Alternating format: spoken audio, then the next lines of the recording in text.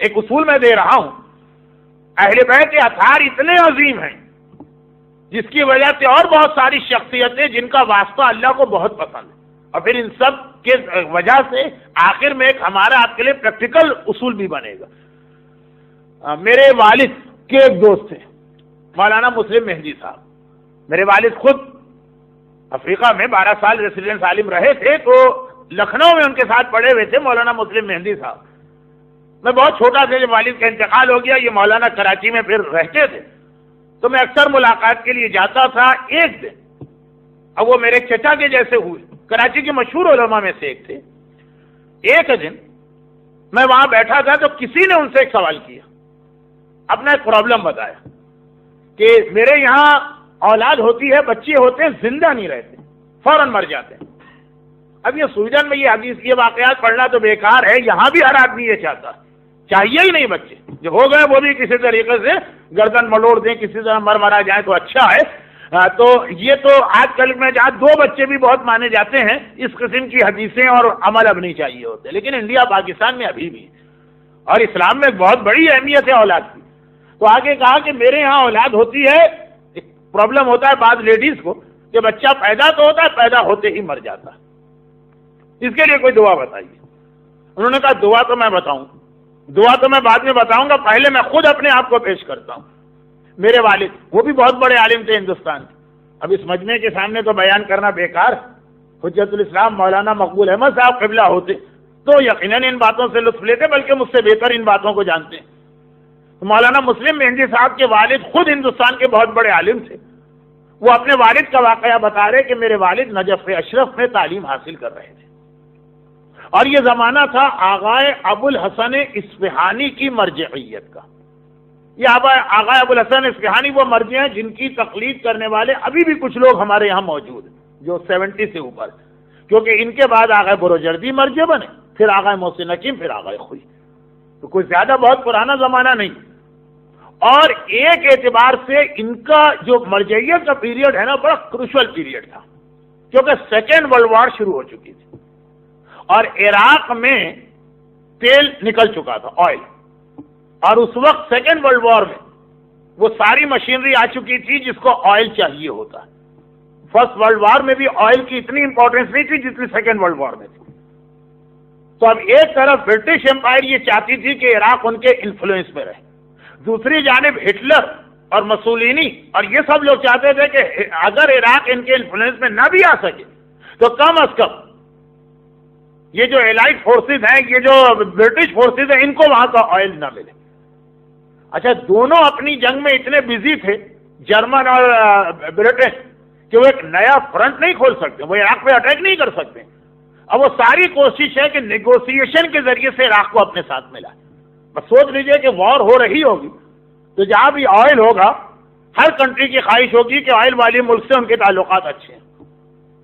جیسے ابھی بھی کہا جاتا ہے کہ جی وہ ایران کے مسئلے پہ چین اس لیے اتنا ساتھ نہیں دے رہا کہ اس کو ایران کا آئل چاہیے، مثلا کہا جاتا ہے۔ تو اس وقت آغائے ابو الحسن اصفہانی عراق کے مرجع تھے، اور عراق کی مرجعیت صدام کے پیریڈ سے پہلے تک اتنی اسٹرانگ ہوتی تھی کہ مرجع کہلاتا تھا بغیر تاج کا بادشاہ، آرڈر اس کا چلا کرتا تھا، چاہے بادشاہ کوئی بھی ہو، پرائم منسٹر کوئی بھی ہو۔ جیسے آج بھی عراق کی وہی کیفیت ہے، آیت اللہ سیستانی کچھ کہتے ہیں نا، وہ عراق کے پریزیڈنٹ کی بات چلے گی نا، پرائم منسٹر، لیکن اس وقت مرجعیت بہت اسٹرانگ تھی۔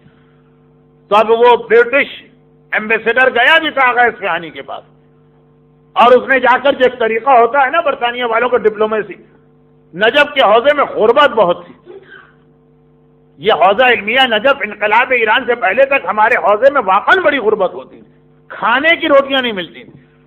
وہ گیا اور جانے کے بعد کہا کہ برٹش امپائر جو ہے ہمارا جو کنگ ہے، وہ جارج پنجم کا زمانہ تھا، وہ جو ہمارا کنگ ہے نا، وہ چونکہ ہر مذہب والوں کو فیسلٹی دینا چاہتا ہے، ہم ہر ایک کی ہیلپ کرنا چاہتے ہیں، آپ بتائیے کہ جو حوزہ ہے اس کی نیڈس کیا، کتنے فنڈز آپ کو چاہیے کہ جو لوگ یہاں پہ روٹی کے لیے کبھی کیوں لگاتے ہیں 2-2 گھنٹے، ہم آپ کو فیسلٹی دیں گے، کیونکہ برٹش امپائر تو باپ اور ماں کی طرح ہر ایک کو پالتی ہے۔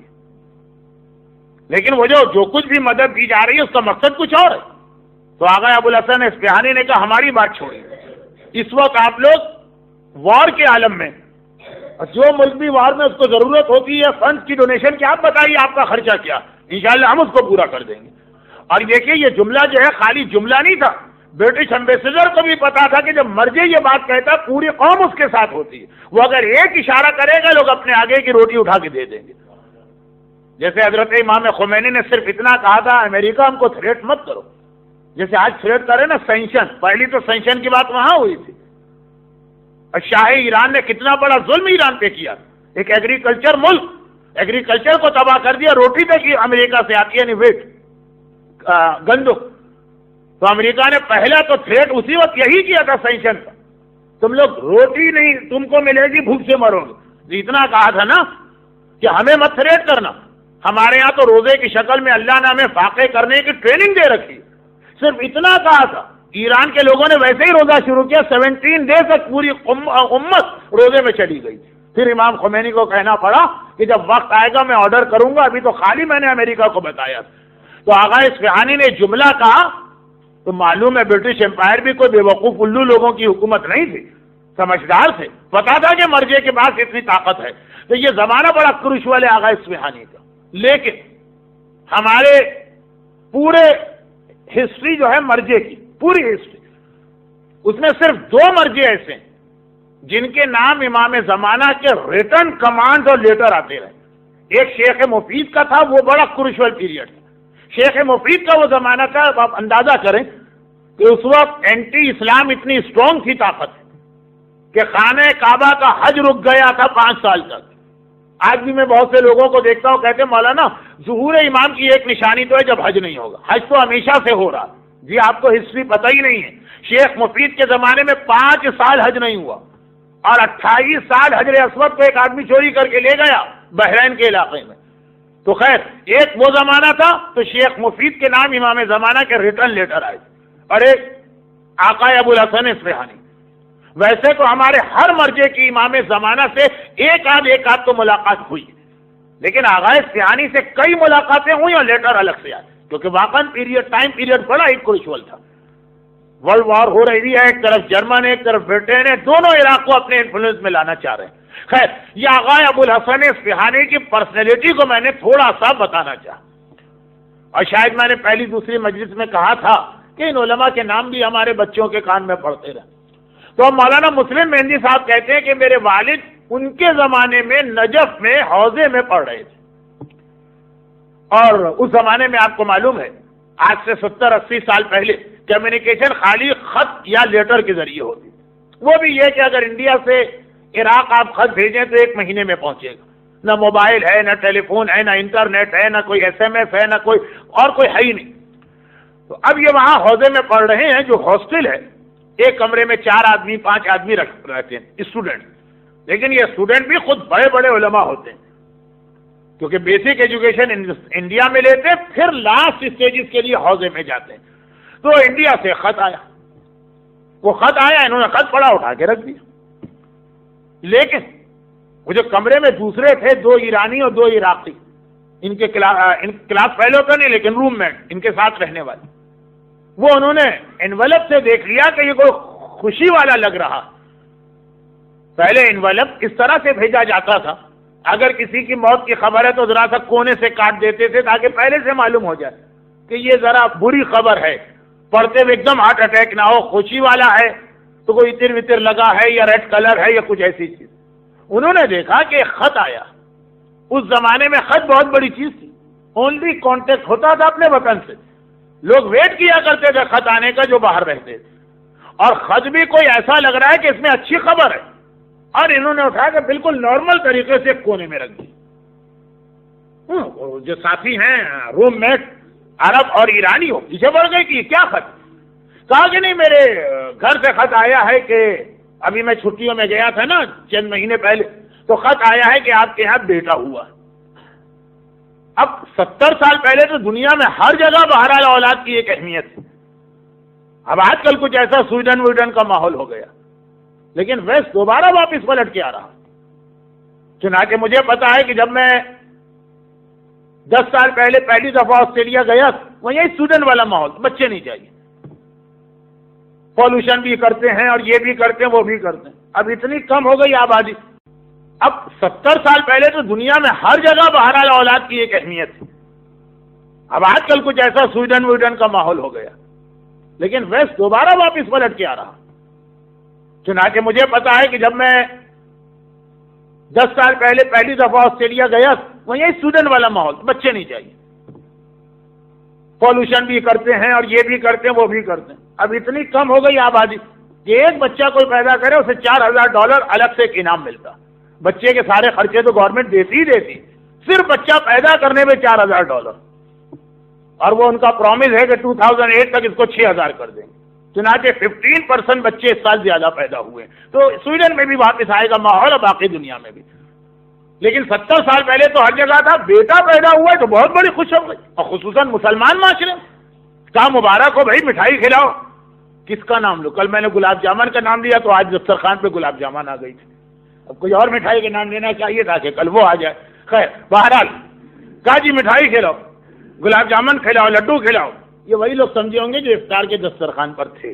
تو مٹھائی کھلاؤ، اس بڑی خوشخبری ہے. انہوں نے کہا کہ بھائی کس چیز کی مٹھائی ہوئی؟ بھائی تمہارے یہاں بیٹا ہوا ہے، خوشخبری ہے. کہا نہیں خوشخبری تو ہے لیکن 2-4 دن میں اسی ویک میں دوسرا لیٹر آئے گا جس میں یہ لکھا ہوگا کہ بچہ مر گیا. ایک باپ اپنے بیٹے کے بارے میں یہ کہہ رہا ہے نجف کے حوضے میں، وہ عالم باپ اور وہ بھی سارے علماء جو روم میٹ، گھبرا گئے، چکرا گئے، حیران ہو گئے، کہنے لگے یہ تم نے کیسے کہہ دیا؟ کہا پتہ نہیں، یا مجھے کوئی پرابلم ہے میری وائف کو کہ ہمارے بچے تو ہوتے ہیں، اس سے پہلے بھی کئی ہوئے، یہ پہلا نہیں ہے، لیکن بس ہوتے ہیں اور 3-4 دن میں مر جاتے ہیں. تو ہم نے ہر طرح کا علاج بھی کرا لیا، دعا بھی کر لی، کوئی فائدہ نہیں ہوا. تو اب تو ہم جو اللہ نے ہماری قسمت میں لکھا ہم اسی پہ بیٹھے ہیں، بتائے کہ یہ بھی مر جائے گا. انہوں نے کہا یہ کیسے ہو سکتا؟ چلو نائب امام آغا ابو الحسن اصفہانی ان سے چل کے پوچھتے ہیں، ان کی تو زمانے کے امام سے ملاقاتیں بھی ہوتی ہیں، چلو ان کے پاس. یہ کہہ کے ان کو لے چلے. آج ایک اسٹائل ہے کہ وہاں لے جا کے کہا آغا اصفہانی سے کہ ایک سید ہندی ہیں، یہ ان کا پرابلم ہے، آپ کو ان کو دعا بتائیے، اس لیے کہ کتابوں میں جتنی دعائیں ہیں وہ سب تو یہ پڑھ چکے ہیں. ہندوستانی علماء پھر دعائیں، تعویذ، عمل، وظیفے، پانی، دھاگا سب کچھ ہو چکا. آغا ابو الحسن اصفہانی نے ایک مرتبہ وہ جملہ کہا جو ابھی میں نے کوٹ کیا تھا ان کا نام لیے بغیر. انہوں نے کہا کہ پروردگار عالم نے اہل بیت کے خاندان میں بھی کچھ ایسی بڑی بڑی شخصیتیں رکھی اور ان کی اتنی عظمتیں، لیکن اہل بیت کے آثار چونکہ اتنے بڑے ہیں کہ ان کی وجہ سے ہم کسی اور کو دیکھتے نہیں. مسلم ابن عقیل اس خاندان کی ایک بہت ہی عظیم شخصیت، میں نے دوسری یا تیسری مجلس کے مصائب میں بتایا تھا کہ حسین نے کہا ان کا ہاتھ میرا ہاتھ، بڑی عظمت. اگر کسی کے یہاں اولاد نہ ہوتی یا ہو کے مر جاتی، وہ اللہ سے منت مانے کہ میں اپنے بیٹے کا نام مسلم رکھوں گا، پھر دیکھے وہ کس طریقے سے مرتا ہو، یقیناً زندہ رہے گا. مولانا مسلم مہندی صاحب کہہ رہے ہیں کہ وہ میں تھا جن کے جنم کا خط نجف گیا تھا. میرے بابا نے وہاں سے فوراً خط بھجوایا کہ اس کا نام مسلم رکھو، اور اس وقت جس وقت وہ یہ واقعہ بتا رہے تھے ان کی ایج 70 اور اس کے بعد بھی ماشاءاللہ کئی سال زندہ رہے. جناب مسلم ابن عقیل خاندان اہل بیت کے کتنے ہی سنسیئر وفادار ان کا نام چلتا. جناب خدیجہ کے بارے میں سنا آپ نے. ایک اور